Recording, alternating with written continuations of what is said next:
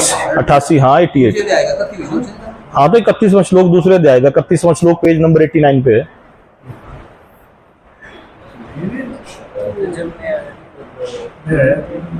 भगवान कृष्ण अर्जुन को ये बता रहे थे कि एक होती है अच्छी चीज, एक होती है सही चीज, वेरी गुड। एक होती है बुरी चीज, एक होती है गलत चीज। अर्जुन भले ही बुरी चीज कर रहा हो मगर वो सही काम कर रहा है। Very good. मतलब उसको अपने रिलेटिव्स को मार के पाप नहीं मिलेगा क्योंकि वो सही काम तो कर रहा है। वो बुरा हो सकता है मगर वो सही कर रहा है। अर्जुन था बहुत ही ज्यादा डीमोटिवेटेड, तो भगवान कृष्ण ने अर्जुन को ऊपर समझाने की कोशिश की, बहुत प्रयत्न किया। ले इसमें बोल, ये देता हूँ। चल ठीक है, बहुत अच्छा। मतलब ठीक है। सिया क्या बोला था भगवान ने? कब नहीं तब तक क्या बोला? नहीं फिर उसमें आवाज अच्छी लग रही है। बोलते ऐसे और भगवान ने अर्जुन को बोला था कि मतलब अगर तुम काम वो करो जो तुम्हें अच्छा लगे वो मत करो, लेकिन वो करो जो सही हो, क्योंकि सही करना और अच्छा करना में फ़र्क है। अच्छा तो तुम्हें कुछ भी लग सकता है कि, लेकिन वो ज़रूरी नहीं है कि वो सही हो जो तुम्हें अच्छा लगे। और वो जैसे अर्जुन तो था वो बहुत डीमोटिवेट फील कर रहा था, तो भगवान ने बोला कि तुम जब तब तक कुछ सीख नहीं सकते जब तक तुम मेरे आगे सरेंडर ना करो कुछ, तो तुम्हें सरेंडर करना ही पड़ेगा मेरे आगे। दूसरे अध्याय के 7वें श्लोक में अर्जुन ने भगवान श्री कृष्ण के आगे सरेंडर किया था।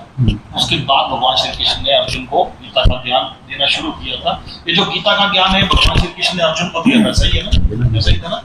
अर्जुन के माध्यम से हम लोगों को दिया था। अर्जुन तो एक माध्यम था। ये ज्ञान भगवान श्री कृष्ण ने सब लोगों के लिए दिया था। ये चौथे अध्याय का पहला श्लोक जब आएगा उसमें ये चीज क्लियर होगी। भगवान श्री कृष्ण ने अर्जुन को एक माध्यम बनाया था गीता का ज्ञान देने के लिए। और कोई बोलना चाहेगा? कोई और? बाबा जी आप कुछ बताना चाहो भगवत गीता के बारे में? सुना है आपने भगवत गीता के बारे में? सुना है तो कोई क्या आप इसके बारे में बोलना चाहोगे?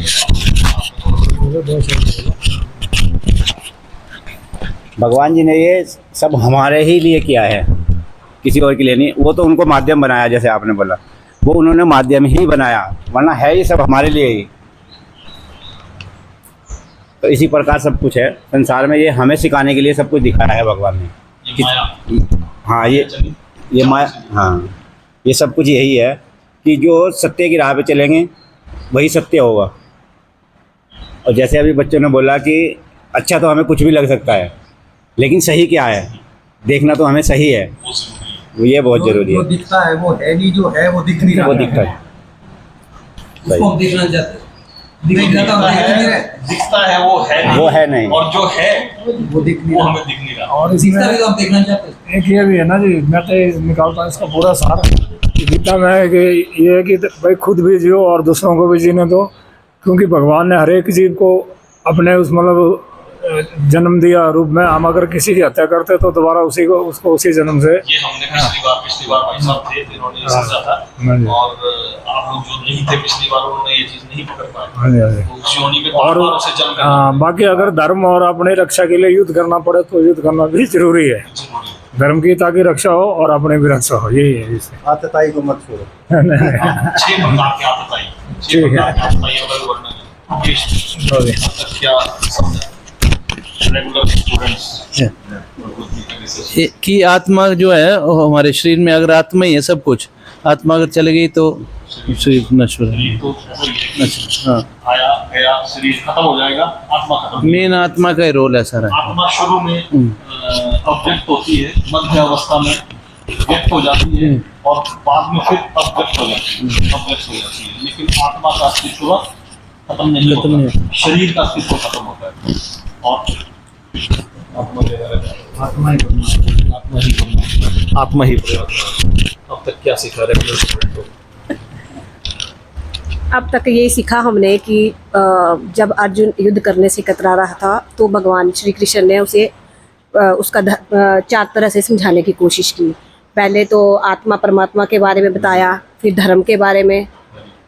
अब आगे भी आप बताएंगे उसके आगे। दूसरे नंबर पे उसे क्षत्रिय का क्षत्रिय। धर्म याद दिलाया। हाँ। जो ब्राह्मण, क्षत्रिय, वैश्य और शूद्र 4 वर्ण है, तो अर्जुन दूसरे वर्ण पे था, तो उसे उसका धर्म याद दिलाया, यानी कि तू क्षत्रिय है उसे और उसका धर्म याद दिलाया, जिसके बारे में हम आज चर्चा करेंगे। इसके बाद तीसरे नंबर पर भगवान कृष्ण अर्जुन को निष्काम भाव से कर्म करना बताएंगे, वर्क विदाउट फ्रूटिव एक्शंस, वो बताएंगे। और उसके बाद चौथे नंबर पर, सबसे लास्ट नंबर पर भगवान बताएंगे भक्ति योग के बारे में। भगवान सबसे पहले नंबर पर भक्ति के बारे में वो बता सकते हैं। पहले भगवान ने बताया ना आत्मा के बारे में कि तू जिसको मार रहा है वो तो शरीर का नाश हो रहा है, इसमें आत्मा मरती नहीं है, आत्मा एक शरीर छोड़ के दूसरे शरीर में चली जाएगी। अभी तो आत्मा के बारे में बताया। भगवान सबसे पहले भी तो भक्ति के बारे में बता सकते थे, सबसे पहले भक्ति के बारे में क्यों नहीं बताया भगवान? तो सबसे पहले भक्ति के बारे में क्यों नहीं बताया कि भक्ति करो? चौथे नंबर पर क्यों बताया? इसका जवाब वो अर्जुन तैयार ही नहीं था। पहले अर्जुन तैयार ही नहीं था, इसलिए कि उसको ज्ञान ही नहीं था कि भैया भक्ति बताते, तो उसको आत्मा और परमात्मा का तो ज्ञान ही नहीं था। लेकिन ना ये भगवान ये ज्ञान अर्जुन को तो दे ही नहीं रहे थे। ये अर्जुन के माध्यम से तो हम सबको दे रहे थे। जब अर्जुन के माध्यम से हम सबको दे रहे थे, तो चौथे नंबर पर भक्ति को क्यों रखा? सबसे पहले नंबर पर भक्ति को क्यों नहीं रखा? पहले भगवान ने जो अर्जुन इसका को जो जवाब भगवान आगे देंगे कि मैंने चौथे नंबर पर तुझे भक्ति का ज्ञान क्यों दिया। सबसे पहला ज्ञान तो तेरे लिए क्या जरूरी था, मैंने तुझे वो बताया। दूसरे नंबर का ज्ञान तुम्हारे लिए क्या जरूरी था, मैंने तुम्हें वो बताया। तीसरे नंबर का ज्ञान तुम्हारे लिए क्या जरूरी था, मैंने तुझे वो बताया। और चौथे नंबर पर ज्ञान जो तुझे सबसे ज्यादा जरूरी था, पहले जो अर्जुन इस सस्पेंस में रहा है कि ये मेरे मित्रगण, ये मेरे रिश्तेदार, ये भगवान ने पूरा डिनाई किया कि ये जो वो देख रहा है ये सब मेरे काम है, ये मां है।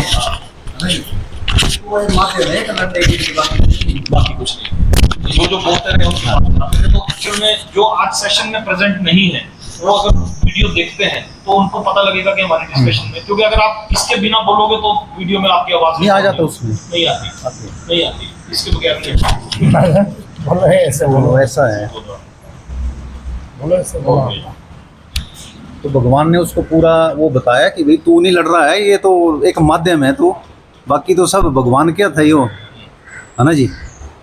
तो ऐसा ऐसा फिर उसको पूरा ज्ञान दे के तब आप बोलना चाहेंगे? अभी तो मेरे पास आया ही है। चलो कोई बात नहीं, सुना तो होगा, सुना नहीं अभी पार्ट 2 बहुत बढ़िया। अच्छा, कर रहे हैं पार्ट? ऑनलाइन ज्वाइन कर रहा है। Very good very good. कौन सा ऑनलाइन, कौन सा क्लास किया ज्वाइन आपने? वो उच्चारण सिखा रहे हैं अभी, संस्कृत का उच्चारण। बहुत अच्छा, तब तो आप संस्कृत के श्लोकों का उच्चारण कर पाएंगे ना। आज हमारे बीच में मंच जी हैं जो संस्कृत के श्लोकों का उच्चारण कर पाएंगे, और आप भी अगर कर पाएं तो हमारे लिए अच्छा होगा। आज हम भगवत गीता के श्लोक संख्या 31 से स्टार्ट करेंगे, जो कि पेज नंबर 89 पे है। आपकी जो पास किताब है उसमें पेज नंबर 89 पे है, श्लोक संख्या 31 से हम स्टार्ट करेंगे। तो मंच जी अगर आप इसका संस्कृत का उच्चारण कर पाएं तो संस्कृत का श्लोक 31 से 41 तक के श्लोक। हाँ, नजदीक किया ना क्या? देखो बोला अगर इससे बनता है काम तो, नहीं तो फिर मैं देता हूँ अपनी वाली। हो गया काम? बस बताइए।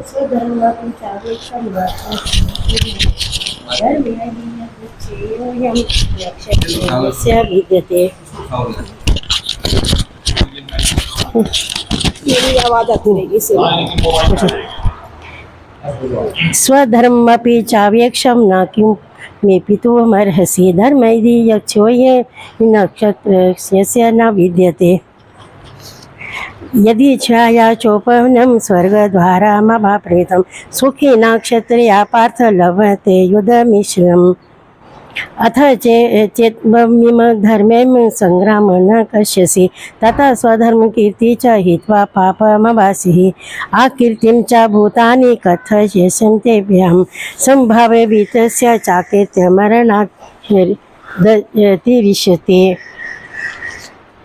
भयाद्रशना पुरतरं मनस्यन्ते तवामरथा तेषां च त्वं बहुमतो भूत्वा यस्यामि लघवे आवाच बाधाशं बहुन बदिशन्ति तवाहिता निदन्ति सत्त्वसमर्थ ततो दुःखतरं नु किम्। हतो वा प्रेयस्यामि स्वर्गजित्वा मा भोक्ष्ये महिं तस्मात् तुष्टे कौन्तेया युद्धया कृतनिश्चया सुखे दुःखे समे कृत्वा लाभो जय जयो ततो युद्धस्य युजस्व नेम पापमवसिः नेहाभिक्रमनाश अस्ति प्रत्ययो वायो न विद्यते सबलप्यस्य धर्मस्य त्रायते महतो वयात्। ये हो गए ना 40 40 हो गया। हाँ जी।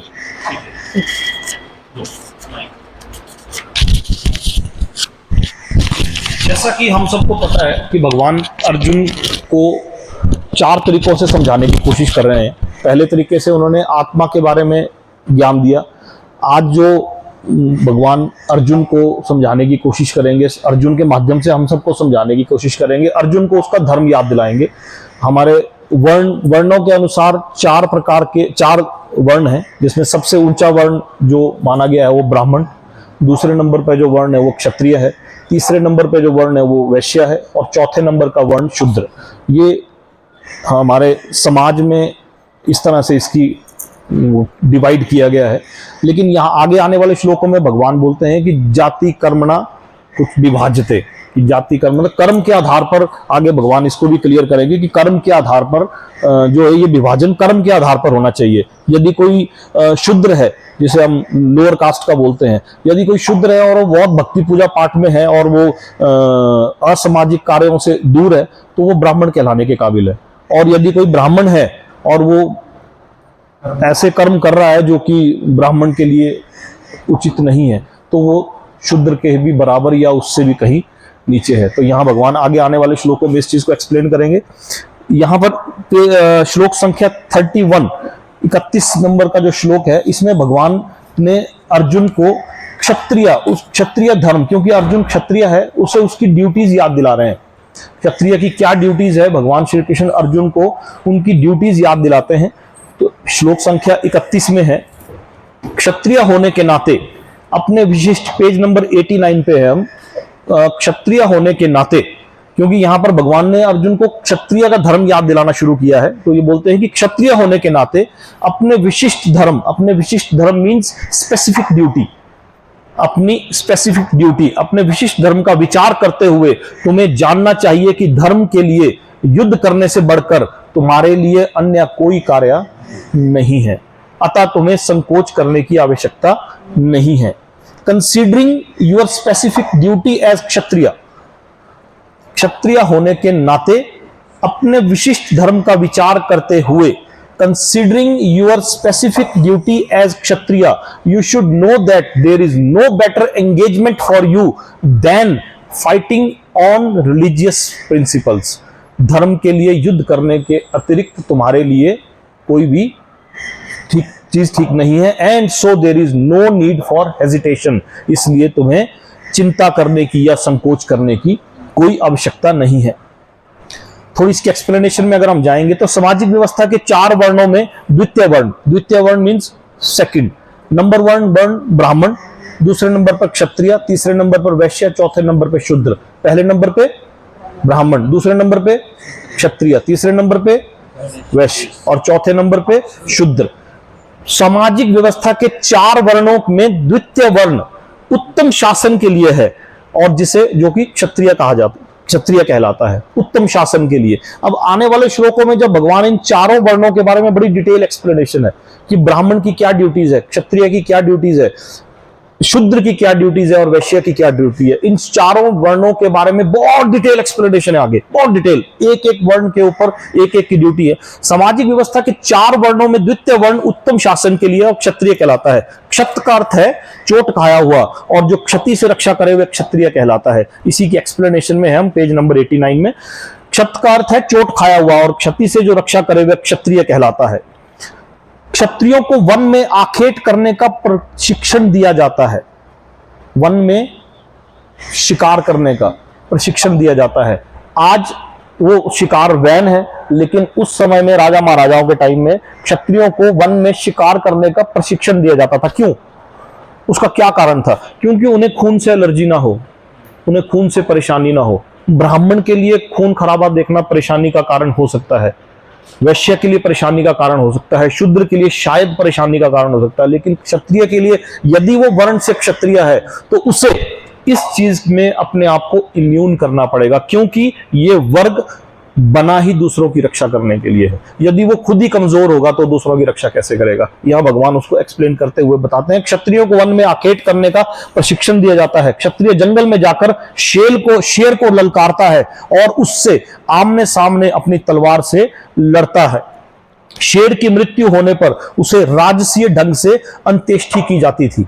उस समय शेर के साथ शिकार करने के लिए क्षत्रिय इसलिए जाते थे, राजा महाराजा इसलिए जाते थे कि उन्हें वो प्रैक्टिस हो, उन्हें वो एक्सपीरियंस हो कि कभी कोई दूसरे मुल्क का कोई राजा उन पर आक्रमण करे तो उन्हें वो इस काबिल हो कि वो उस ललकार को स्वीकार कर सके।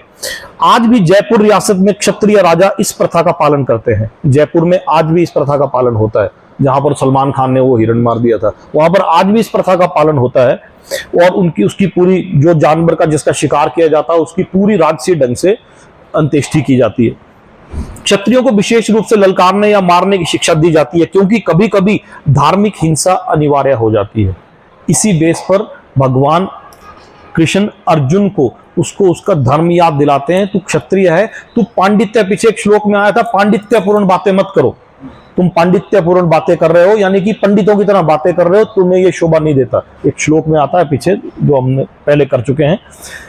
इसलिए क्षत्रियों को सीधे संन्यास आश्रम ग्रहण करने का विधान नहीं है। राजनीति में अहिंसा कूटनीतिक चाल हो सकती है, किंतु ये कभी भी कारण या सिद्धांत नहीं रही। धार्मिक संहिताओं का उल्लेख में मिलता है। अतः धर्म के लिए युद्ध भूमि में वध करना तथा याज्ञिक अग्नि के लिए पशुओं का वध करना हिंसा कार्य नहीं माना जाता। यहां पर इसकी एक्सप्लेनेशन में है कि यज्ञों में जो बलि दी जाती है उसे हिंसक कार्य नहीं माना जाता। धर्म के लिए युद्ध भूमि में वध करना भी हिंसक कार्य नहीं माना जाता तथा याज्ञिक अग्नि के लिए पशुओं का वध करना, अभी हम पेज नंबर 89 में लास्ट की तीसरी लाइन है, ये लास्ट से तीसरी लाइन में, पशुओं का वध करना भी हिंसा कार्य नहीं माना जाता, क्योंकि इसमें निहित धर्म का कारण प्रत्येक व्यक्ति को लाभ पहुंचता है और यज्ञ में बलि दिए गए पशु को एक स्वरूप से दूसरे में बिना विकास प्रक्रिया के ही तुरंत मनुष्य का शरीर प्राप्त हो जाता है। जैसे कि हमने पिछले सेशन में समझा था कि यदि हम किसी पशु का वध कर देते हैं तो उसकी वो प्रक्रिया रुक जाती है और उसे बार बार उस योनि में जन्म लेना पड़ता है। यहां पर इसका थोड़ा सा खंडन किया गया है कि यदि यज्ञ में किसी पशु की बलि दी जाती है, अश्वमेध यज्ञ किसी समय में होते थे, राजा महाराजा अश्वमेध यज्ञ होते थे, उस घोड़े की बलि दी जाती थी, अश्व होता है घोड़ा, और बाद में उस घोड़े को जीवित भी कर दिया जाता था। इतनी पावर थी उस समय के यज्ञों में, उस घोड़े को बाद में जीवित भी कर देते थे। पहले उसकी बलि देते थे, बाद में उस घोड़े को जीवित भी कर देते थे। अश्वमेध यज्ञों में की ये पावर होती है। तो यहाँ पर ये बताया गया है कि जो तो उसके तुरंत उसकी वो स्टेजेस में से गुजरना है, वो थोड़े थोड़े स्टेप बाय स्टेप की जो स्टेजेस में से गुजरना है, उन स्टेजेस से बच के वो डायरेक्ट उसे मनुष्य का जीवन प्राप्त होता है। यहां पर इसके बारे में एक्सप्लेनेशन आती है। श्लोक संख्या 32 में हम जाते हैं। हे पार्थ, यहां पर क्षत्रियों के बारे में एक और चीज बताई गई है। थोड़ा सा अगर हम प्रैक्टिकल जाएं, क्षत्रियों को बोला गया है वो दूसरों पर राज करने के लिए वर्ण बना है। क्षत्रिय जो वर्ण बना है ये दूसरों पर राज करने के लिए बना है। ब्राह्मण जो वर्ण बना है वो पूजा भक्ति पाठ के लिए बना है, लेकिन इसका मतलब ये नहीं है कि ब्राह्मण का एक ड्यूटी है पूजा करना। क्षत्रिय, आप थोड़ा सा अगर अपने आसपास जाएं, ऐसे अपने आसपास थोड़ा सा कोशिश करना, याद करने की कोशिश करना। हमारे जो प्रदेश के मुख्यमंत्री कभी रहे वीरभद्र सिंह, महेश्वर सिंह, सुंदर सिंह ठाकुर, गोविंद सिंह ठाकुर, जयराम ठाकुर, ये क्या वर्ग है? क्षत्रिय है। ये क्षत्रिय, ये बना ही इस चीज के लिए। अभी कोई कोशिश करके भी अगर आप दिमाग पे जोर डालोगे तो एक ही नाम आएगा, हर्ष महाजन। अदरवाइज राजनीति में नरेंद्र मोदी क्षत्रिय, एक वो है अमित शाह क्षत्रिय, ये सब क्षत्रिय ही हैं। ये वर्ग बना ही राज करने के लिए। बहुत ज्यादा कोशिश करेंगे तो कोई गुप्ता या कोई महाजन या सूद कोई नहीं मिलेगा, नहीं है। प्रमोद महाजन, हर्ष महाजन है, ऐसे बहुत कम है। तो वो एक्सप्लेनेशन भी भगवान ने आगे दी है कि वो बहुत कम है, तो क्यों है और वो कौन है? है? शूद्र भी बहुत कम है, शूद्र तो राज कर ही नहीं सकते ना। अब तो आ गए ना, अब तो जब रिजर्व हो रहा है, जब रिजर्व कैटेगरी में हो रही है फिर तो आ ही रहे हैं ना, जब रिजर्व कैटेगरी में आ गए फिर तो शूद्र आएंगे हैं। किस लिए है वो, कौन है, क्यों है और किस लिए है, वो बात भी है ना कि वो है, अगर है वो कौन है। कभी लेडीज सीट रिजर्व हो जाती है तो लेडीज आ जाती है। हाँ, वो अपना कर्म कांड वो नहीं कर सकते। तो ये थोड़ा सा प्रैक्टिकल भी भगवत गीता के प्रिंसिपल्स जाने अनजाने में हमारी लाइफ में इंप्लीमेंट होते ही हैं, हम इसको माने या ना माने, हम इसको माने या ना माने, ये प्रिंसिपल्स भगवत गीता के जो 4 वर्ण हैं, 4 वर्ण, जैसे जो वाणिज्य वर्ग है, जो व्यापार करने वाला वर्ग है, सूद, गुप्ते, महाजन, ये वो जो वाणिज्य वर्ग है, अग्रवाल, ये कम्युनिटी है, तो ये इसी चीज के लिए बने हुए हैं, ये इसी चीज के लिए बने हुए हैं। और ऑटोमेटिकली जब वो इस चीज में आगे बढ़ते हैं, इस चीज में रहते हैं, और वो इसी में उनको लोगों को प्रगति मिलती है, इसी फील्ड में उन लोगों को प्रगति मिलती है। अगर वो चाहेंगे कि अपनी फील्ड को चेंज करके वो जाते, वो फेल हो जाते हैं, वो फेल हो जाते हैं। तो ये थोड़ा सा हमारे लाइफ में जाने अनजाने में ये प्रिंसिपल्स कहीं ना कहीं ये प्रिंसिपल्स फॉलो होते हैं, हम माने या ना माने, ये ऑटोमेटिकली इसमें वो होते हैं। 32वां नंबर श्लोक है 32। हे पार्थ, वे क्षत्रिय सुखी हैं जिन्हें ऐसे युद्ध के अवसर अपने आप प्राप्त होते हैं जिससे उनके लिए स्वर्ग लोक के द्वार खुल जाते हैं। श्लोक संख्या 32 है, पेज नंबर हम 90 पे है इस समय।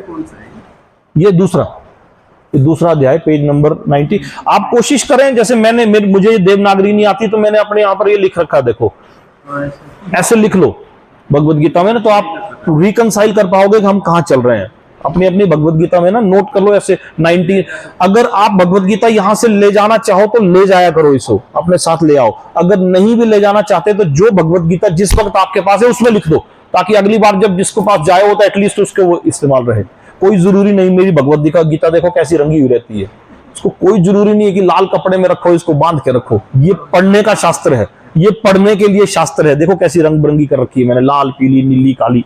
ये पढ़ने के लिए है भगवत गीता का। ये ज्ञान पूजा करने के लिए हमारे पास और बहुत सारे देवी देवता हैं, लेकिन ये पूजा करने का ग्रंथ नहीं है, ये पढ़ने का ग्रंथ है। इसे अपने जीवन में उतारने का ग्रंथ है। हे पार्थ, वे क्षत्रिय सुखी हैं जिन्हें ऐसे युद्ध के अवसर अपने आप प्राप्त होते हैं, उनके लिए स्वर्ग लोक के द्वार खुल जाते हैं। और O Parth, happy are the Kshatriyas to whom such fight opportunities come unsought, opening for them the doors of a heavenly planet. यहां अर्जुन ने एक सवाल पूछा था पहले अध्याय के कौन से श्लोक में कि स्वर्ग मुझे मिलेगा, नरक मुझे मिलेगा। पहले अध्याय का 36वां श्लोक, पहले अध्याय का 36वां श्लोक, पेज नंबर 50 पे है। ये यहां इसने अर्जुन ने एक सवाल पूछा था, यदि हम ऐसे आतताइयों का वध करते हैं तो हमें पाप चढ़ेगा। यहां भगवान उसका जवाब दे रहे हैं, उस सवाल का जवाब दे रहे हैं। अर्जुन ने सवाल पूछा था, यदि हम ऐसे आतताइयों का वध करते हैं तो हमें पाप चढ़ेगा, अतः यह उचित नहीं होगा कि हम धृतराष्ट्र के पुत्रों तथा उनके मित्रों का वध करें। यह अर्जुन का सवाल था, पहले अध्याय का 36वां श्लोक, पेज नंबर 50 के ऊपर। हे लक्ष्मीपति कृष्ण, इससे हमें क्या लाभ होगा? क्या बोला उसने? इससे हमें क्या लाभ होगा? और श्लोक में 41 में बोला था, अवांछित संतानों की वृद्धि से निश्चय ही परिवार के लिए तथा पारिवारिक परंपरा को विनष्ट करने वालों के लिए नारकीय जीवन उत्पन्न होगा। ये अर्जुन ने कहा था कि नारकीय जीवन उत्पन्न होगा। भगवान उसके सवाल के जवाब में क्या बोल रहे हैं कि वे क्षत्रिय सुखी हैं। वो बोल रहा है कि पाप चढ़ेगा, दुख होगा, तो भगवान बोलते हैं कि अर्जुन, वो क्षत्रिय सुखी हैं जिन्हें ऐसे युद्ध के अवसर अपने आप प्राप्त होते हैं जिससे उनके लिए स्वर्ग लोक के द्वार खुल जाते हैं। वो बोल रहा है कि नारकीय जीवन उत्पन्न होगा, भगवान बोल रहे हैं कि ऐसे क्षत्रियों को तो स्वर्ग लोक के द्वार उत्पन्न हो जाते हैं, अपने आप खुल जाते हैं। तो अर्जुन ने सवाल कुछ और बोला, सवाल पूछा, उसने सवाल में अपनी व्यथा व्यक्त की। भगवान श्री कृष्ण ने उसके सवाल के जवाब में बोला कि ऐसे क्षत्रिय तो सुखी हैं जिन्हें युद्ध के अवसर, वो दुखी हो रहा था, बोला ऐसे क्षत्रियों को तो सुखी होना चाहिए, और उन ऐसे क्षत्रियों को जिससे उनके लिए स्वर्ग लोक के द्वार खुल जाते हैं। वो बोल रहा था कि नारकीय जीवन उत्पन्न होगा, जल दान, पिंड दान देने वाले परंपरा समाप्त हो जाएगी। ये पेज श्लोक 41 में था, और यहां उसके जवाब में भगवान ने ये बोला। विश्व के गुरु, अब थोड़ी एक्सप्लेनेशन में अगर हम जाएंगे इसके, विश्व के परम गुरु भगवान श्री कृष्ण अर्जुन की इस प्रवृत्ति की भर्त्सना करते हैं जब वह कहता है कि उसे इस युद्ध में कुछ भी लाभ नहीं दिख रहा। पीछे उसने कहा था कि मुझे तो अमंगल के कारण दिख रहे हैं, मुझे लाभ नहीं दिख रहा है, मुझे तो इसमें विनाश ही विनाश दिख रहा है, हम राज्य अगर हासिल करेंगे तो वो खून से सना हुआ होगा, है ना, याद आया ना, याद कुछ ऐसा बोला था पहले अध्याय में। तो यहाँ भगवान उसकी इसकी भर्त्सना कर रहे हैं कि और इससे नरक में शाश्वत वास करना होगा। अर्जुन ऐसे व्यक्त केवल अज्ञानजन्य थे। वह अपने स्वधर्म का आचरण के लिए अहिंसक बनना चाह रहा था। वह अपने स्वधर्म के आचरण के लिए अहिंसक बनना चाह रहा था। तभी भगवान ने अर्जुन को पीछे कहा था कि तू पांडित्यपूर्ण बातें मत कर, तुझे अहिंसक नहीं बनना है, तुझे हिंसक बनना है, क्योंकि ये तेरे धर्म में है, ये तेरे धर्म में है, तेरे वर्ण में है। किंतु एक क्षत्रिय के लिए युद्ध भूमि में स्थित होकर इस प्रकार अहिंसक बनना मूर्खों का दर्शन देता है। यदि वो अहिंसक बनता है क्षत्रिय होने के बावजूद, उसने कहा था कि मेरी गर्दन काट दे, मुझे युद्ध भूमि में निहत्थे को मार दें, ये कर दें, तो जबकि क्षत्रिय को ये शोभा नहीं देता। क्षत्रिय के लिए क्या शोभा है? वो युद्ध में लड़े, चाहे वो लड़ते लड़ते मर जाए, चाहे वो लड़ते लड़ते मर जाए। क्षत्रिय का धर्म है कि वह सभी क्लेशों से नागरिकों की रक्षा करे, इसलिए उसे शांति तथा व्यवस्था बनाए रखने के लिए हिंसा करनी पड़ती है। भगवान ने अर्जुन को यही समझाने की कोशिश कर रहे थे, तू पंडितों वाली बातें मत कर। अतः उसे शत्रु राजाओं के सैनिकों को जीतकर धर्म पूर्वक संसार पर राज्य करना चाहिए। यदि सभी पक्षों पर विचार करें तो अर्जुन को युद्ध से विमुख होने का कोई कारण नहीं था। अब तक के जितने पक्ष बताए गए, यदि सब पर विचार किया जाए तब भी अर्जुन का युद्ध से विमुख होने का, मतलब युद्ध से पीछे हटने का, तब भी कोई कारण नहीं था। यदि सारे पक्षों पर विचार की, यदि वह शत्रुओं को जीतता है तो राज्य सुख भोगेगा, और यदि वह युद्ध भूमि में मरता है तो स्वर्ग लोकों को जाएगा, स्वर्ग के लोक को जाएगा। यहां पीछे अर्जुन ने कहा था कि मुझे 3 लोकों का साम्राज्य क्यों ना मिल जाए, मुझे स्वर्ग लोक क्यों ना मिल जाए, तब भी मैं युद्ध नहीं करूंगा, ये मुझे मार दें तो ये मेरे लिए अच्छा है। तो यहां भगवान उसे समझाने की कोशिश कर रहे हैं कि तू युद्ध में जीतेगा तब भी तू धरती पर ही राज्य, स्वर्ग के जैसा राज्य स्थापन मिलेगा तुझे, और यदि तू लड़ते लड़ते मारा जाएगा तब भी तुझे स्वर्ग ही मिलेगा, तब भी तुझे स्वर्ग ही मिलेगा, जिसके द्वार उसके लिए खुले हुए हैं। युद्ध करने से उसे दोनों ही तरह लाभ होगा। ये श्लोक 32 था। श्लोक 33 में, किंतु यदि तुम युद्ध करने के स्वधर्म को संपन्न नहीं करते, किसे बोल रहा है भगवान श्री कृष्ण? बोल रहे हैं किसको? धृतराष्ट्र को, अर्जुन को। धृतराष्ट्र को नहीं, अर्जुन को बोल रहे हैं। बीच बीच में चेक करना पड़ता, सो तो नहीं गए। किंतु यदि तुम युद्ध करने के स्वधर्म को संपन्न नहीं करते हो तो तुम्हें निश्चित रूप से अपने कर्तव्य की उपेक्षा करने पर पाप लगेगा। पीछे अर्जुन बोल रहा था कि मुझे पाप लगेगा यदि मैं इनको मारूंगा, तो भगवान बोल रहे हैं कि यदि तू इनको नहीं मारेगा तब तुझे पाप लगेगा, तब तुझे पाप लगेगा, क्योंकि तू अपने धर्म से विमुख हो जाएगा। ऐसे ही जब आने वाले हर एक वर्ण के बारे में जब हम जानेंगे भगवत गीता में, भगवान ऐसा नहीं कि सिर्फ क्षत्रिय तो क्षत्रिय के बारे में बताते हैं, नहीं, यहाँ भगवान चारों वर्णों के बारे में एक्सप्लेनेशन करते हैं। ब्राह्मण के वर्ण के बारे में, क्षत्रिय, वैश्य, शूद्र, हर एक वर्ण के बारे में बड़ी डिटेल एक्सप्लेनेशन है कि किसकी क्या बेसिक ड्यूटीज है, किसे क्या करना चाहिए, किसे क्या नहीं करना चाहिए, और किसे क्या बिल्कुल नहीं करना चाहिए। हर एक वर्ण में कुछ एक चीजें ऐसी हैं जो बिल्कुल ही वंचित है, बिल्कुल ही, मतलब उनको बिल्कुल नहीं करना चाहिए। हर एक वर्ण के लिए ऐसी चीजें भी है कुछ, जैसे क्षत्रिय के लिए ये चीज बता रहे हैं कि तेरे लिए, तुझे तो तब अगर पाप लगेगा यदि तू अपनी प्रजा की रक्षा करने से पीछे हटता है, तो अपने कर्तव्य की उपेक्षा करने का पाप लगेगा, और तुम योद्धा के रूप में अपना यश खो दोगे। लोग क्या बोलेंगे, इतना बड़ा योद्धा था और युद्ध भूमि में डर के मारे में भाग गया। तो यहां ये बोलते हैं भगवान की तू योद्धा के रूप में अपना यश खो दोगे। If however you do not perform your religious duty of fighting, अपने लड़ने की अगर अपनी ड्यूटी को तुम पूरा नहीं करते हो, then you will certainly incur sins, और तुम्हें पक्का पाप लगेगा। फॉर निग्लेक्टिंग योर ड्यूटीज, अपनी ड्यूटी को निग्लेक्ट करने के लिए तुम्हें पाप लगेगा। And thus lose your reputation as a fighter, और तब तुम एक योद्धा होने का अपना वो खो दोगे। क्या? योद्धा होने का के रूप में अपना यश खो दोगे। इसके थोड़ी से अगर हम एक्सप्लेनेशन में जाएं, अर्जुन एक विख्यात योद्धा था, इसी की एक्सप्लेनेशन। अच्छा, ये सवाल कहां से आया था? भगवान ने ये बोला क्यों इसको? ऐसे हर कुछ नहीं बोल रहे हैं भगवान। भगवान अर्जुन के द्वारा पूछे गए हर सवाल का जवाब दे रहे हैं। पहले अध्याय का श्लोक संख्या 36, जिसमें यदि हम ऐसे आतताइयों का वध करते हैं तो हमें पाप चढ़ेगा, तो उसके मन में था कि मुझे पाप चढ़ेगा, पाप चढ़ेगा, पाप चढ़ेगा।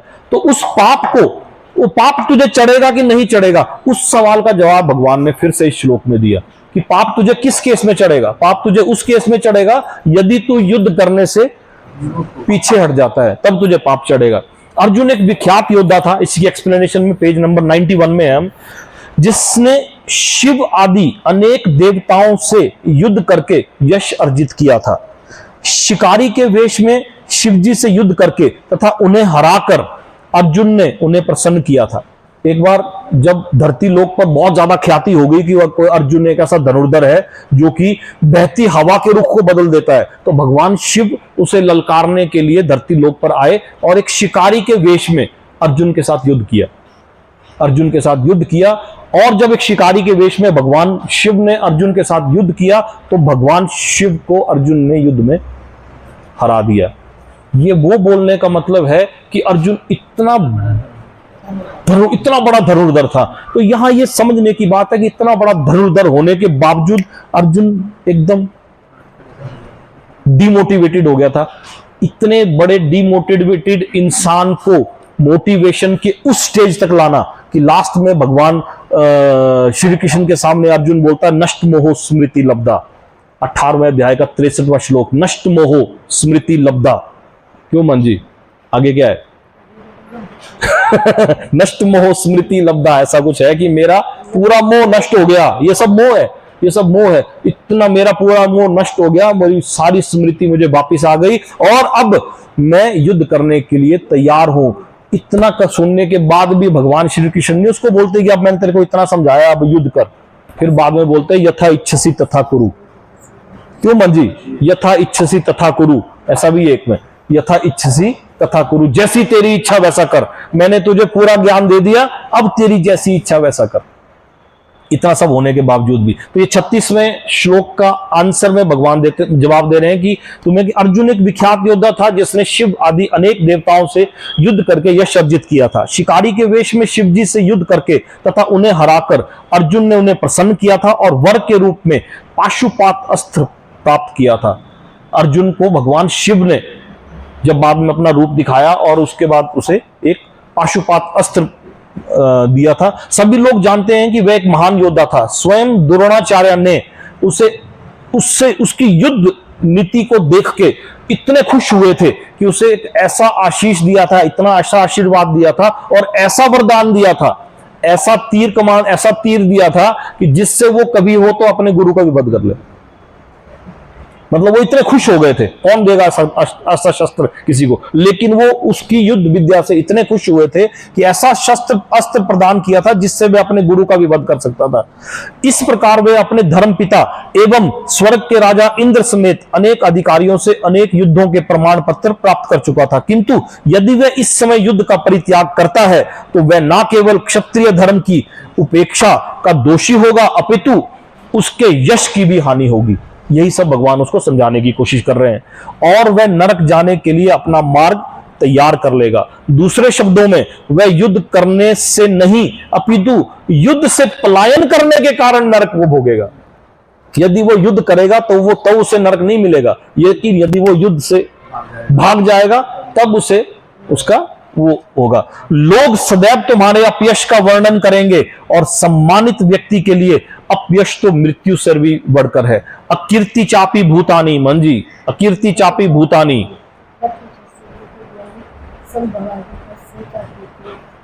मरणादि चरित्यते। मेरे को आती नहीं संस्कृत, पर अकीर्ति चापी भूतानी का मतलब है अपयश, अपी का मतलब है इसके अतिरिक्त, भूतानी सभी लोग तुम्हारे कथयशंति तुम्हारी कथा करेंगे, अकीर्ति चापी भूतानी। और एक अच्छे इंसान के लिए ये अपयश जो है अकीर्ति मरणत अतिरिच्यते, यानी कि ये मृत्यु से भी बढ़कर है। ये मृत्यु से भी बढ़कर है। ये श्लोक नंबर 34 है। People will always speak of your infamy. हर एक इंसान तुम्हारे अपयश का वर्णन करेगा। And for a respectable person, किसी अच्छे इंसान के लिए, रिस्पेक्टेबल इंसान के लिए, dishonour is worse than death. अकीर्ति चापी भूतानी, अकीर्ति चापी भूतानी, अकीर्ति मरणत अतिरिच्यते, मृत्यु के समान है। लोग सदैव तुम्हारे अपयश का वर्णन करेंगे और सम्मानित व्यक्ति के लिए अपयश तो मृत्यु से भी बढ़कर है। इसके तात्पर्य में यदि हम जाएंगे, अब अर्जुन के मित्र तथा गुरु के रूप में भगवान श्री कृष्ण अर्जुन को युद्ध से विमुख ना होने का अंतिम निर्णय देते हैं। ये अंतिम निर्णय देते हैं भगवान की ये तुम्हें युद्ध करना ही है। डिटेल में पहले आत्मा का वर्णन करने के बाद उसे उसके धर्म का जब याद दिला रहे हैं, उसके वर्ण का याद दिलाते हुए अंतिम निर्णय देते हैं। वे कहते हैं कि अर्जुन, यदि तुम युद्ध प्रारंभ होने से पूर्व ही युद्ध भूमि को छोड़ देते हो तो लोग तुम्हें कायर कहेंगे, लोग तुम्हें कायर कहेंगे। और यदि तुम सोचते हो कि लोग गाली देते रहें किंतु तुम युद्ध भूमि से भागकर अपनी जान बचा लोगे, तो मेरी सलाह है, किसकी सलाह? किसकी सलाह? भगवान श्री कृष्ण की। तो मेरी सलाह है कि तुम्हें युद्ध में मर जाना ही श्रेयस्कर होगा। तुम जैसे सम्मानित व्यक्ति के लिए अपकीर्ति मृत्यु से भी बड़ी बुरी है। तुम जैसे सम्मानित व्यक्ति के लिए अपकीर्ति जो है मृत्यु से भी बुरी है। अतः तुम्हें प्राण भय से भागना नहीं चाहिए, युद्ध में मर जाना ही श्रेयस्कर होगा। इससे तुम मेरी मित्रता का दुरुपयोग करने तथा समाज में अपनी प्रतिष्ठा खोने के अपयश से बच जाओगे। अतः अर्जुन के लिए भगवान का अंतिम निर्णय था कि वे संग्राम से पलायन ना करे, अपितु युद्ध में मरे। संग्राम से ना जाए, भले ही वो युद्ध में मारा क्यों ना जाए। इसकी थोड़ी सी एक्सप्लेनेशन में, जो एक्सप्लेनेशन यहां लिखी है, इसको थोड़ा सा अगर हम प्रैक्टिकल लाइफ के साथ जोड़ने की कोशिश करेंगे। अकीर्ति चापी भूतानी, अकीर्ति चापी भूतानी, ये एक सम्मानित व्यक्ति के लिए अपयश बहुत बुरी चीज है। अपयश, जब किसी की इज्जत चली जाती है, चाणक्य पंडित बोलते थे कि इंसान तो एक बार मरता है, लेकिन यदि किसी की इज्जत चली जाए तो वो हर पल मरता है, हर रोज मरता है। माइकल जैक्सन का नाम सुना है? पॉप, क्या था वो, पॉप म्यूजिक का, इसको कि बोला जाता था कि पॉप म्यूजिक का जिसने महारत हासिल कर रखी है, माइकल जैक्सन लुई विटॉन करके एक ब्रांड आता है ना, लुई विटॉन के, क्या आता है, कपड़े बनाते हैं, क्या बनाते हैं लुई विटॉन। माइकल जैक्सन की जिंदगी का सारा खर्चा करता है, माइकल जैक्सन की लाइफ का पूरा खर्चा जो है लुई विटॉन करता था। इतना पॉपुलर हो गया था माइकल जैक्सन की पॉप म्यूजिक का, उसे भगवान बोलने लगे थे। एक बार किसी बच्चे के साथ दुष्कर्म करने के चक्कर में लुई विटॉन भी गया। जितने उसके पूरी दुनिया में, विश्व में जितने स्टेज शो सब हुए थे, सब खत्म हो गए। अकीर्ति चापी भूतानी, यही भगवान श्री कृष्ण अर्जुन को समझाने की कोशिश कर रहे हैं कि ये अकीर्ति, अगर तुम्हारा, और ये मरने से भी, मृत्यु से भी बढ़कर है। यदि कोई अपयश होता है तो मृत्यु से भी बढ़कर है। बिल क्लिंटन के साथ एक बार मोनिका लेविंस्की का मी टू मूवमेंट चला था शायद आप लोगों को याद होगा, मी टू मूवमेंट चला था। तो उस मी टू मूवमेंट में के बाद बिल क्लिंटन खत्म ही हो गया, लगभग डाउन डाउन डाउन डाउन जाते चले गए। बाद में वो मी टू मूवमेंट, आलोकनाथ एक टीवी सीरियल्स में आता था, हम लोग एक सीरियल में आते थे। बाद में वो मी टू मूवमेंट इंडिया में भी चला बिल क्लिंटन के बाद। बिल क्लिंटन हार्वर्ड यूनिवर्सिटी के पढ़े हुए, गेल के पढ़े हुए, इतने इंटेलिजेंट, पूरे विश्व के सबसे पावरफुल कंट्री अमेरिका के सबसे पावरफुल और सबसे पॉपुलर राष्ट्रपति बिल क्लिंटन। जब वो मी टू मूवमेंट चला तो बहुत उनके ऊपर इल्जाम लगे। बाद में आलोकनाथ, इंडिया में भी रेणुका शहाणे ने आलोकनाथ के ऊपर इल्जाम लगाए कि ये भी शराब पीने के बाद कैसी कैसी हरकतें करता है। तो ऐसी वो मी टू, तो ये है, इसके बारे में भगवान समझा रहे हैं कि अकीर्ति चापी भूतानी, अगर अपयश का वर्णन करेंगे, तुम्हारे अपयश का वर्णन करेंगे, जिसका यश एक बार चला जाए। बिल क्लिंटन उसके बाद देश का राष्ट्रपति के लिए चुनाव में भी नहीं उतर भी नहीं पाए, इतना उनकी अकीर्ति इतनी ज्यादा हो गई। तो ये चीजें भगवान जब उनको समझा रहे हैं, तो बेन जॉनसन थे ट्रैक एंड फील्ड के दौड़ने में, बेन जॉनसन और एक डियागो मैराडोना, सुना है नाम डियागो मैराडोना? फुटबॉल है, फुटबॉल के ड्रिबलिंग स्किल और बॉल कंट्रोल का जिन्हें भगवान कहा जाता था, डियागो मैराडोना। बेन जॉनसन जो कि ट्रैक एंड फील्ड के मास्टर थे, इतनी स्पीड दौड़ते थे कि मतलब उनके सामने अगर नजर टिकावे तो आप कब उनके सामने से चले जाए। बेन जॉनसन और डियागो मैराडोना, इनके बारे में भगवान ने क्या बोला? अकीर्ति चापी भूतानी, तुम्हारी अकीर्ति हुई। क्यों हुई इनकी अकीर्ति? ड्रग्स, दोनों ड्रग्स। जब मैं 9th 10th 11th में था, उस समय नया नया स्टार स्पोर्ट्स इंडिया में आया था। उस समय मैं इन दोनों का बहुत फैन था, डियागो मैराडोना और बेन जॉनसन। इतनी स्पीड भागते थे और अर्जेंटीना से खेलता था वो, मेरे ख्याल से मैराडोना अर्जेंटीना से खेलता था। ड्रिबलिंग स्किल, फुटबॉल को इतनी स्पीड से निकाल के ले जाते थे कि जिसका कि मतलब कोई देख नहीं सकते आप, उसको समझना बहुत मुश्किल हो जाता था। इन दोनों को ऐसा इल्जाम लगा, एक बार ड्रग्स के चक्कर में ऐसा इल्जाम लगा कि ये इनका पूरा कैरियर बर्बाद हो गया और उसके बाद दोबारा ये कभी राइज नहीं कर पाए। कैनेडियन स्पोर्ट्स मिनिस्टर ने इसको कहा था, डियागो मैराडोना को, बेन जॉनसन को, Canadian sports minister, you are disgrace on Canada, मतलब इसको अकीर्ति चापी भूतानी। इतना इनको अपयश की वजह से, और जो कि मृत्यु से भी बढ़कर है। हिंदुस्तान में भी ऐसा हुआ है। मोहम्मद अजरुद्दीन के ऊपर 20 साल का बैन लगा। क्यों लगा? मैच फिक्सिंग के कारण जितने उन्हें आज तक के अवार्ड मिले थे सब छीन लिए गए, सब स्नैच कर लिए गए उनसे। अकीर्ति चापी भूतानी। बाद में उन्होंने अपने आप को अच्छा साबित करने के लिए मूवी बनाई। मूवी बनाने से क्या होता है? जो पाप आपने कर लिए, अकीर्ति चापी भूतानी, मरने से भी, मृत्यु से भी बढ़कर है। भगवान क्या बोल रहे हैं श्लोक में? क्या बोल रहे हैं? लोग सदैव तुम्हारे अपयश का वर्णन करेंगे। हम कर रहे हैं ना यहाँ बैठ के आज। कुछ इसमें से मर गए हैं, कुछ पैक हो गए हैं, कुछ फिर भी आज हम उनके अपयश का वर्णन कर रहे हैं। हम तो कर रहे हैं अपयश का वर्णन। लोग सदैव तुम्हारे अपयश का वर्णन करेंगे। और एक सम्मानित व्यक्ति के लिए मोहम्मद अजरुद्दीन ने किसी समय पूरे दुनिया में अपना लोहा बनाया था, लेकिन आज हम उनके अपयश का वर्णन कर रहे हैं, जो कि मृत्यु से भी बढ़कर है। भगवान ने बोला श्लोक, लोग सदैव तुम्हारे अपयश का वर्णन करेंगे, और सम्मानित व्यक्ति के लिए अपयश तो मृत्यु से भी बढ़कर है।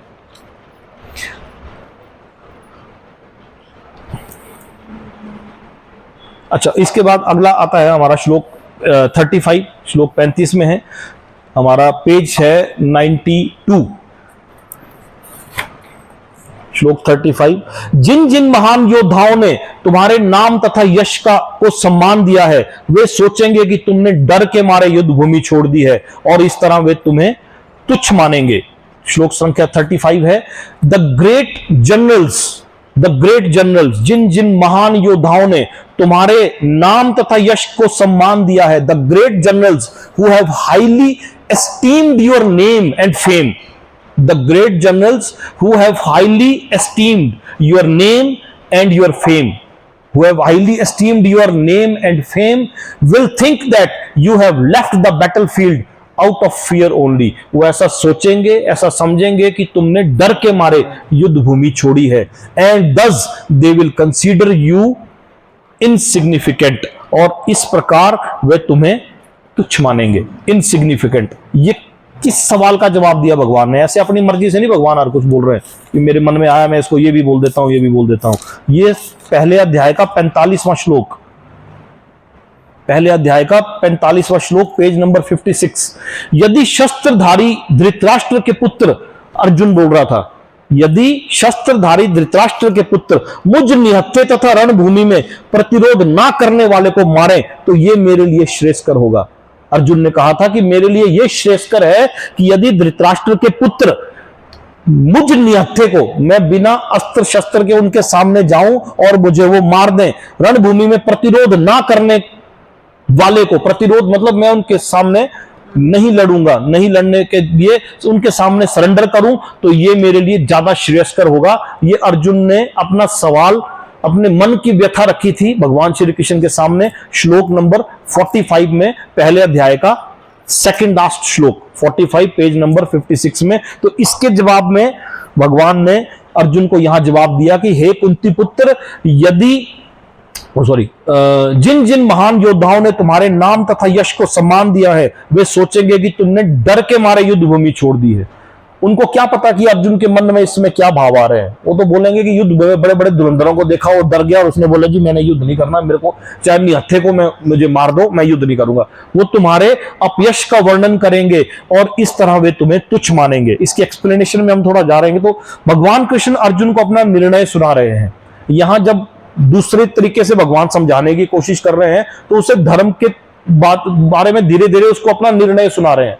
पिछले श्लोक में कंक्लूड करते हुए अगले श्लोक में आते आते उसे अपना निर्णय सुना रहे हैं कि तुम ये मत सोचो कि दुर्योधन, कर्ण तथा अन्य समकालीन महारथी ये सोचेंगे कि तुमने अपने भाइयों तथा पितामह पर दया करके युद्ध भूमि छोड़ी है। यहां भगवान अर्जुन को ये समझाने की कोशिश कर रहे हैं कि तुम ये मत सोचो कि वो समझेंगे कि तुम्हें इनकी दया के मारे तुमने युद्ध भूमि छोड़ दी है। वे तो यही सोचेंगे कि तुमने अपने प्राणों के भय से युद्ध भूमि छोड़ी है। इस प्रकार उनकी दृष्टि में तुम्हारे प्रति जो सम्मान है वह धूल में मिल जाएगा।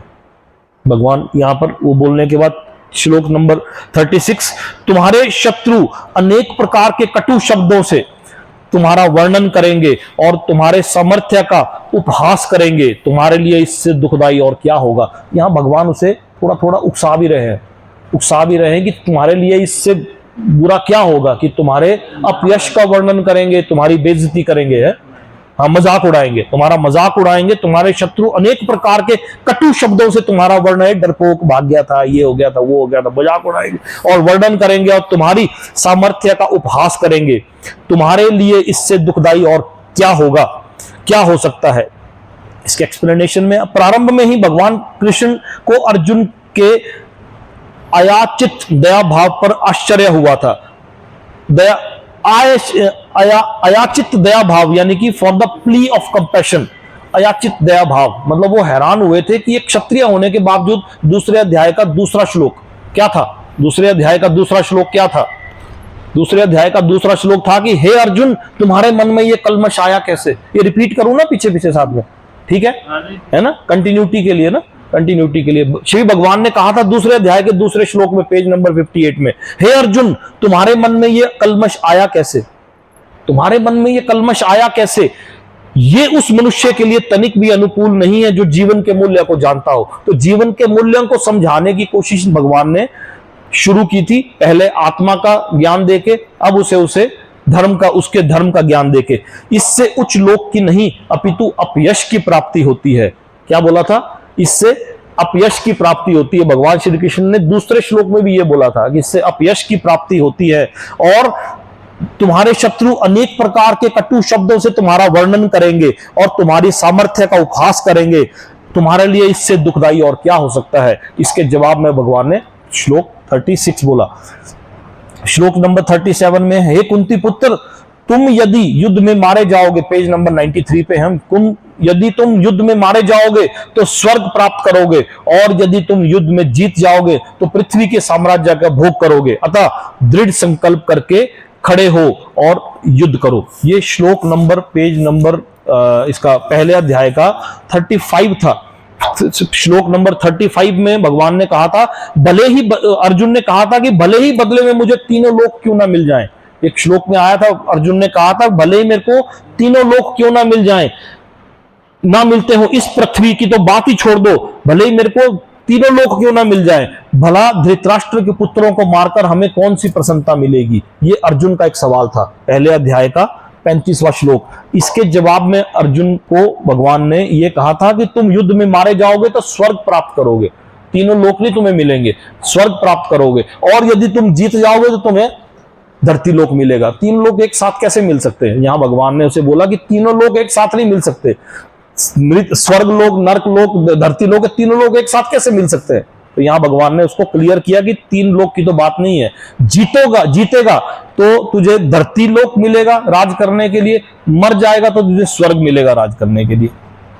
श्लोक नंबर 38, तुम सुख या दुख, हानि या लाभ, विजय या पराजय का विचार किए बिना युद्ध के लिए युद्ध करो, ऐसा करने से तुम्हें पाप नहीं लगेगा। ये आखिरी श्लोक दूसरे अध्याय का नहीं है, लेकिन ये उस ज्ञान का आखिरी श्लोक था जो भगवान श्री कृष्ण अर्जुन को समझाने की कोशिश कर रहे थे धर्म के बारे में।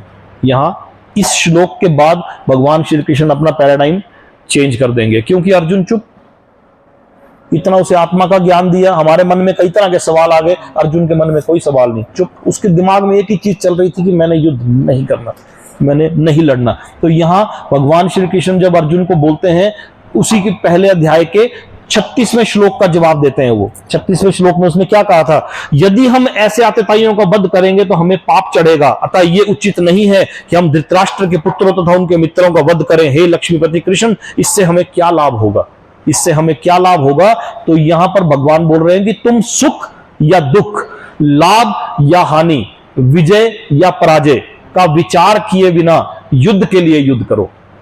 यहां बोल रहे हैं कि इन सब चीजों के बारे में छोड़ो, इन सब चीजों के बारे में सोचना छोड़ो। श्लोक 38 में do not fight for without considering happiness और डिस्ट्रेस, सुख और दुख, लॉस और गेन, हानि या लाभ, विक्ट्री और डिफीट, हार या जीत, and by so doing you will never incur sin. और ऐसा तुम यदि करोगे तो तुम्हें पाप नहीं लगेगा। अब भगवान कृष्ण प्रत्यक्ष रूप से कहते हैं कि अर्जुन को युद्ध के लिए युद्ध करना चाहिए, क्योंकि ये उनकी इच्छा है। थोड़ा और उसे उकसाते हुए थोड़े सख्त शब्दों में कहते हैं कि अर्जुन युद्ध करो।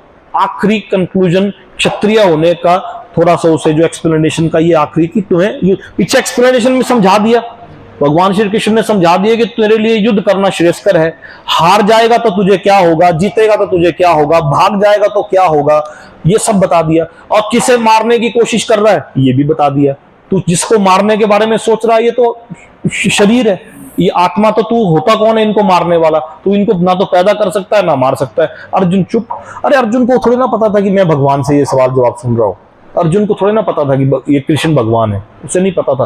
वो तो उसे अपना एक मित्र ही समझते थे। मित्र इतना पता था कि थोड़ा सा जानकार है, लेकिन भगवान ने, अगर वो होता तो मान जाता। लेकिन अर्जुन चुप। 2 तरीकों की एक्सप्लेनेशन के बाद भी अर्जुन चुप, एक शब्द नहीं बोल रहा है अर्जुन। ये तो मैं बीच बीच में जो बोल रहा हूं आपको उसके सवाल सुना रहा हूं, जो उसने पहले अध्याय में उसने अपनी मन की व्यथा प्रकट की थी। अदरवाइज दूसरे अध्याय में अभी तक अर्जुन ने, जब से भगवान ने बोलना शुरू किया है, अर्जुन ने कुछ नहीं कहा। अर्जुन चुप बैठा है। यहां जब अर्जुन इसके बावजूद भी चुप रहता है, तब जाके कहीं भगवान अपना तीसरा पत्ता फेंकते हैं। तीसरे पत्ते में क्या बोलते हैं भगवान?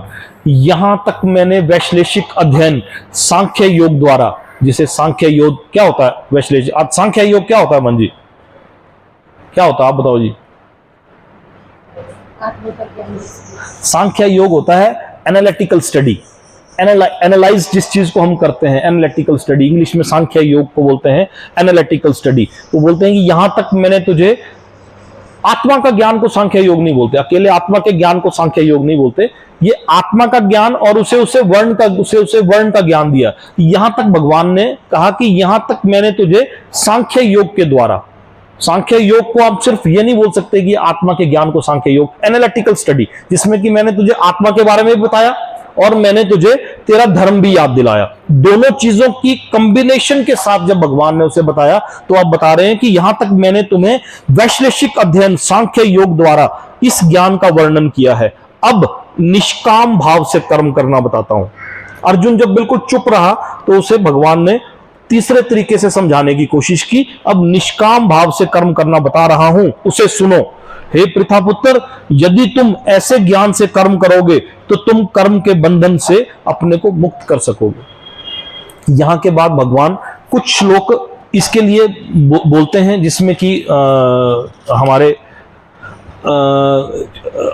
निष्काम भाव से, मतलब work without desire of fruits, जिसके बारे में बोलते हैं कि कर्म करो और फल की इच्छा मत करो, फल की चिंता मत करो। ये मिस इंटरप्रेट श्लोक है, जो कि दूसरे अध्याय का 47वां श्लोक है, कर्मण्यवाधिकारस्ते मा फलेषु कदाचन। जब वो श्लोक आएगा, ये मोस्ट मिसअंडरस्टूड श्लोक ऑफ भगवत गीता है, जिसे भगवत गीता में कुछ और भगवान ने कहा था, पब्लिक के पास ये किसी और तरीके से पहुंचा हुआ है। ये जब हम दूसरे अध्याय के 47वें श्लोक में आएंगे, कर्मण्यवाधिकारस्ते मा फलेषु कदाचन, तो हम इसके अर्थ को जब समझेंगे। यहां भगवान एक अर्जेंट वर्सेस इंपॉर्टेंट, इस मैट्रिक्स के बारे में बताएंगे, हम समझेंगे उसे। भगवान ने बताया कोड के माध्यम से, हम उसको डिकोड करेंगे। हम उसको डिकोड करेंगे अपनी मंद बुद्धि के मुताबिक, जितनी कर हमारी बुद्धि है मंद बुद्धि, उसके मुताबिक हम उसको डिकोड करके उसको समझने की कोशिश करेंगे। दूसरे अध्याय का 47वां श्लोक, यहां पर भगवान ने आत्मा के बारे में श्लोक नंबर 13 से लेके 30 तक का वर्णन किया। अर्जुन चुप। 17 श्लोक 18 श्लोकों में भगवान ने श्लोक संख्या 13 से लेके श्लोक संख्या 30 तक आत्मा का वर्णन किया, बड़ी डिटेल में बताया। अर्जुन चुप, कोई जवाब नहीं। उसके बाद धर्म का वर्णन किया श्लोक संख्या 31 से लेके 39 तक, जो भी हमने कवर किए 31 से 39 तक। अर्जुन फिर भी चुप, इतना उकसाया उसे, युद्ध कर, ये कर, वो कर, अर्जुन फिर भी चुप। इसके बाद निष्काम भाव से कर्म करने के बारे में भगवान 10 श्लोक बोलेंगे, अर्जुन फिर भी चुप। फिर जब भगवान देखेंगे कि इसने इन तीनों तरीकों से तो रिएक्ट ही नहीं कर रहा है, अब मैं लगातार कोई इंसान किसी के सामने लगातार बोलते रहे, बोलते भैंस के आगे बीन बजाने, भैंस के आगे, जब भगवान ने ये देखा कि कुछ हो ही नहीं, रिएक्शन ही कुछ नहीं हो रहा है, फिर जाके भगवान ने उसे भक्ति के बारे में बोलता, वहां वो अटैच हो जाता है एकदम। उसके बाद वो एक सवाल पूछेगा, वो आएगा इस अध्याय के 56वें श्लोक में, वो सवाल पूछेगा अर्जुन कि भक्ति के बारे में सवाल पूछता है कि भक्ति करने वाला आदमी कैसा होता है, वो कैसे उठता है, कैसे चलता है, कैसे बैठता है, कैसे बात करता है, उसका क्या आचरण है, क्या है, वो सवाल पूछता है। अभी तक वो चुप बैठा है। तीसरे चरण में, थर्ड स्टेज में भगवान यहां पर उसे अब निष्काम भाव से कर्म करना बताते हैं, जिसे हम लोग बोलते हैं कि कर्म करो और फल की इच्छा मत करो, चिंता मत करो, जबकि भगवान ने ऐसा कुछ नहीं कहा। ऐसा कुछ नहीं कहा। क्या बोलते हैं कि अब मैं तुम्हें निष्काम भाव से कर्म करना बता रहा हूं। विस्तार वैदिक कोश निरुक्ति के अनुसार सांख्य का अर्थ है विस्तार से वस्तुओं का वर्णन करने वाला, तथा सांख्य उस दर्शन के लिए प्रयुक्त मिलता है जो आत्मा की वास्तविक प्रकृति का वर्णन करता है, और योग का अर्थ है इंद्रियों का निग्रह। सांख्य योग में एक्सप्लेनेशन में है थोड़ा सा, वैदिक कोश निरुक्ति के अनुसार सांख्य का अर्थ है विस्तार से वस्तुओं का वर्णन करने वाला, यानी कि भगवान ने यहां पर विस्तार से वर्णन किया, आत्मा का भी वर्णन किया और उसे प्रैक्टिकल तरीके से उसे उसका धर्म भी याद दिलाया, और आत्मा की वास्तविक प्रकृति का वर्णन करता है। और योग का अर्थ है इंद्रियों को निग्रह, इंद्रियों का निग्रह, यानी कि कंट्रोलिंग ऑफ योर सेंसेस। योग का अर्थ है how to control our senses, yoga उसी को कहते हैं कि how to control our senses. Arjun का युद्ध ना करने का प्रस्ताव इंद्रिय तृप्ति पर आधारित था। इंद्रिय तृप्ति मतलब सेंस ग्रेटिफिकेशन, अपनी खुशी पर आधारित था, अपने खुशी। युद्ध ना करने का प्रस्ताव भी अर्जुन का अपनी खुशी पर आधारित था। कैसे? वो दोनों स्टेजेस में अपनी खुशी देख रहा था। वो युद्ध ना करने में भी अपनी खुशी देख रहा था, वहां उसको सेटिस्फेक्शन महसूस हो रही थी कि युद्ध मैं नहीं करूंगा, ये मेरे लिए सेटिस्फेक्शन है। मैं अगर युद्ध नहीं करूंगा तो मेरे लिए सेटिस्फेक्शन है, क्योंकि उसने ये सोचा कि धृतराष्ट्र के पुत्रों अर्थात अपने बंधु बांधवों को परास्त करके राज्य भोग करने की अपेक्षा अपने संबंधियों तथा स्वजनों को ना मारकर वह अधिक सुखी रहेगा। दोनों ही प्रकार से मूल सिद्धांत तो इंद्रिय तृप्ति ही था।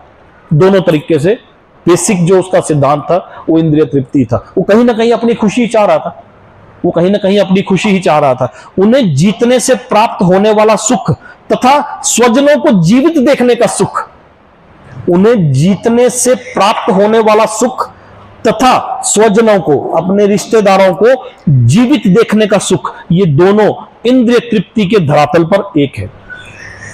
ये दोनों इंद्रिय तृप्ति के धरातल पर एक हैं, क्योंकि इससे बुद्धि तथा कर्तव्य दोनों का अंत हो जाता है। इससे बुद्धि और कर्तव्य दोनों का अंत हो जाता है। ये श्लोक नंबर 39 था। यहां इसको इंग्लिश में, thus far I have described this knowledge to you through analytical study, सांख्य योग के द्वारा।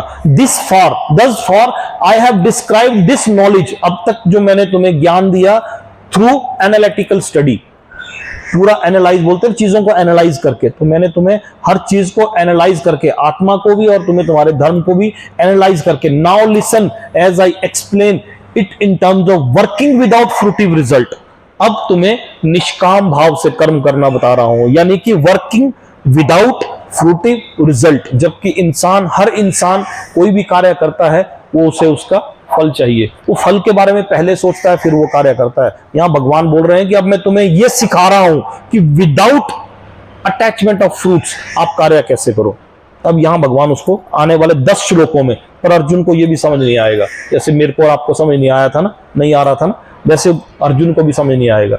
हमें तो ये भगवत गीता 100 बार पढ़ने के बाद शायद 1-1.5% समझ आती है, 1-1.5% ही, इससे ज्यादा नहीं। 100 बार पढ़ने के बाद, मैंने 100 बार से ज्यादा पढ़ी है तो मुझे पूरा विश्वास है कि मेरे को 1% से ज्यादा समझ नहीं आई है। 100 बार पढ़ने के बाद 1% से ज्यादा समझ नहीं आई, ये बहुत मुश्किल है, इसको समझना बहुत मुश्किल है। लेकिन हम इसको इतना आसान कर देंगे, इतना आसान कर देंगे, जो मैंने 100 बार की लर्निंग है ये सारी एक ही बार में निकाल देंगे। और ये आपको अब तो आपने कैसे लेना है। तो यहां बोलते हैं, now listen as I explained it in terms working without fruitive result, o son of Partha, when you act in such knowledge you can free yourself from the bondage of work. यदि तुम ऐसे ज्ञान से कर्म करोगे तो तुम कर्मों के बंधन से अपने आप को मुक्त कर सकोगे। अर्जुन ने कृष्ण की शरण पहले ही उन्हें अपने गुरु के रूप में स्वीकार कर लिया था। कहां किया था गुरु के रूप में स्वीकार? दूसरे अध्याय के 7वें श्लोक में, शिष्यस्ते अहम शादिमाम त्वाम प्रपन्नम, क्या बोलते थे कि मैं अब अपने आप को अपना शिष्य स्वीकार करता हूं और अब आप मेरे गुरु हैं, कृपया मुझे उपदेश दें। दूसरे अध्याय के 7वें श्लोक में भगवान के सामने जब अर्जुन ने सरेंडर कर दिया था, तब भगवान ने उसके बाद उसे वो ज्ञान देना शुरू किया था, जिसमें पहला ज्ञान क्या था? आत्मा का ज्ञान। और दूसरा ज्ञान क्या था? क्षत्रिय का ज्ञान। अब तीसरा ज्ञान दे रहे हैं क्या? निष्काम भाव, work without attachment of fruits, यानी कि मैं कर्म तो करूं, मुझे इसका फल मिले तो भी चलेगा, नहीं मिलेगा तो भी चलेगा। करना बहुत मुश्किल है ना, अर्जुन को भी मुश्किल लगा था, तभी तो 6ठे अध्याय में बिल्कुल इनकार कर देता हो, ये पकड़े तेरी कंठी ये तेरी माला, भूखे पेट भजन नहीं गोपाला, मना कर देता हो कि नहीं मुझसे नहीं होगा ये सब। अभी आएगा जब 6ठे अध्याय में हम पहुंचेंगे तो। अतः भगवान कहते हैं कि जो लोग दिव्य प्रेम वश भक्ति में निरंतर लगे रहते हैं, उन्हें ही वे भक्ति का विशुद्ध ज्ञान प्राप्त करते हैं। जब अर्जुन ने अपने आप को शिष्य के रूप में स्वीकार कर दिया था, फलस्वरूप कृष्ण अब उसे बुद्धि योग या कर्म योग की कार्यविधि बताएंगे। क्या बताएंगे? बुद्धि योग और कर्म योग। कर्म योग यानी कि work without attachment of fruits, मतलब मैं कर्म तो करूं, मुझे उसका फल ना भी मिले तो चलेगा। कर्म करोगे तो हो सकता है फल मिले या हो सकता है ना मिले, लेकिन यदि कर्म ही नहीं करोगे तो पक्का है कि फल नहीं मिलेगा। यहां भगवान अर्जुन को वो समझाने की कोशिश करेंगे। कर्म करोगे तो हो सकता है फल मिले या हो सकता है फल ना मिले, लेकिन यदि कर्म ही नहीं करोगे, आगे एक अध्याय है जिसका नाम ही कर्म योग है, यदि कर्म ही नहीं करोगे तो पक्का है, गारंटीड है कि फल नहीं मिलेगा। कहां से मिलेगा जब हमने कर्म ही नहीं किया? कर्म करोगे तो हो सकता है फल मिलेगा, हो सकता है ना भी मिले, हो सकता है हम पास हो गए, हो सकता है हम ना पास हो सकता है किसी परीक्षा में हम पास हो जाएं, किसी परीक्षा में हो सकता है हम ना पास हो। लेकिन यदि हमने कर्म ही नहीं किया तो यहां भगवान उसे ये समझाने की कोशिश करेंगे। कृष्ण भावनाविद कर्म का फल प्राप्ति की इच्छा के लिए किए गए कर्म, विशेषतः परिवार या भौतिक सुख प्राप्त करने की इंद्रिय तृप्ति के लिए किए गए कर्म के प्रचुर अंतर होता है। यहां हम 39 श्लोक तक कर चुके हैं। यदि आप बोलोगे तो मैं 2 श्लोक और लूंगा, लेकिन ये 2 श्लोक थोड़े से लंबे चलेंगे, एक्सप्लेनेशन इनकी थोड़ी सी डिटेल्ड है ना। तो आज हम यहीं तक रखेंगे। तो इसके बाद कल आने वाले हफ्ते में जो 2 श्लोक करेंगे, शायद आने वाले हफ्ते में हम 2 ही कर पाएंगे, लेकिन वो ऐसे जबरदस्त श्लोक हैं कि मंजी ऐसे श्लोक हैं ये 40 और 41 की रोंगटे खड़े हो जाएंगे। इसको थोड़ा सा पढ़ने की कोशिश करके आना, इसको पढ़ के समझने की कोशिश करके आना। 40 और 41 श्लोक संख्या 40 और 41, इसमें जो मजा आएगा वो आप याद रखोगे कि वाकई अच्छा इस श्लोकों का इतना गहरा अर्थ था। ऐसे जबरदस्त श्लोक हैं ये 40 और 41। व्यवसाय आत्मिका बुद्धि एकह कुरुनंदनम, क्या बोलो? एकह, ऐसे करो, एकह व्यवसाय आत्मिका बुद्धि एकह कुरुनंदनम, यानी कि व्यवसाय, आत्मा और बुद्धि, एकह कुरुनंदनम। कुरुनंदनम यानी कि अर्जुन को कहा व्यवसाय, अपना बिजनेस, अपनी आत्मा और अपनी बुद्धि, व्यवसाय आत्मिका बुद्धि एकह कुरुनंदनम, एक डायरेक्शन में। मान जी अगली लाइन क्या है? आप बोलो, आपको भी तो पता है, संस्कृत आपको भी आती है। मान जी के बाद चश्मा नहीं। 41वें श्लोक की अगली लाइन क्या है? बहुशाखा ही अनंतश्च, बहुशाखा ही अनंतश्य, बहुत शाखाओं में यदि आपकी बुद्धि विभक्त है तो आपका कल्याण नहीं हो सकता। भगवान श्री कृष्ण ने अर्जुन को समझाया कि बुद्धि को बहुत शाखाओं में विभक्त मत कर। इसको हम एक्सप्लेनेशन में देखेंगे, इतना मजा आएगा। एक जो 40वां श्लोक है, स्वल्प मत्स्य धर्मस्य त्राहिते महतो भयात। थोड़ा सा प्रयास, रोज थोड़ा प्रयास। भगवान श्री कृष्ण अर्जुन को यह बोलते हैं कि अल्प मत्स्य, बहुत ज्यादा प्रयास नहीं, थोड़ा सा सुअल्प मत्स्य, थोड़ा सा भी प्रयास यदि हम रोज करते हैं तो वो आपको कहां ले जाएगा, उसके बारे में भगवान एक्सप्लेनेशन देंगे श्लोक नंबर 40 और 41 में। ये बहुत जबरदस्त श्लोक हैं, बहुत मजा आएगा। कुछ एक श्लोक भगवत गीता के ऐसे हैं जिसका कि मतलब पता नहीं, मेरे को बहुत अच्छे लगे या सच में वो बहुत अच्छे हैं। हमने कई बार जहां पर संस्कृत के श्लोकों को पढ़ते हैं तो मैंने इतने जबरदस्त श्लोक है, जैसे छठे अध्याय का श्लोक है, यतो यतो निश्चलंती मनो चंचलम अस्थिरम, लेकिन इतना जबरदस्त श्लोक है, इतना भयंकर उसका मीनिंग है, इतना। लेकिन जब मैंने किसी को पढ़ते हुए सुना जहां पर भी, तो वो ऐसे स्पीड में पढ़ते चले जाते हैं जैसे ये कुछ था ही नहीं।